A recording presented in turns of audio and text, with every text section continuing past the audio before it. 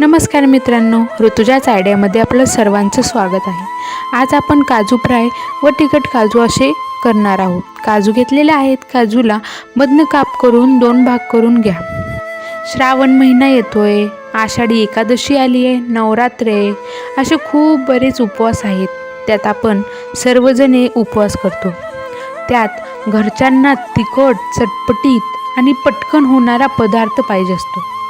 मग तेव्हा काय कराल तर काजू फ्राय तुम्ही ही डिश नक्की ट्राय करा।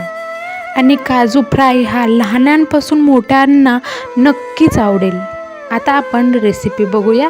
कढईमध्ये मी तूप घेतलेलं आहे। तूप गरम झालेलं आहे। जे आपण काजूचे काप केले होते ते आता तुपामध्ये घालून घेऊया आणि हलवत राहायचे, म्हणजे जास्त करपणार नाहीत। लाल होईपर्यंत, जास्तही लाल नाही, थोडेसे तळेपर्यंत आपण त्याला हलवत राहूया। हे आता आपले झालेले आहेत। आता आपण ते काढून घेऊया। उपवास असेल आणि बाहेर फिरायला जायचे आणि खायलाही न्यायचे तर आपण मोठा डब्बा घेऊन जाऊ शकत नाही। या आपण छोट्या डब्यामध्ये मावणाराही पदार्थ आहे आणि तोंडाला चव आणणाराही पदार्थ आहे। आता आपण ते काढून घेऊया आणि त्यावरती आता गरम असताना त्यावरती लाल तिखट आणि मीठ घालून मिक्स करून घेऊया। ते मस्त मिक्स करून घ्या। आता ही काजू फ्राय डिश तयार आहे। सर्वांनी खा।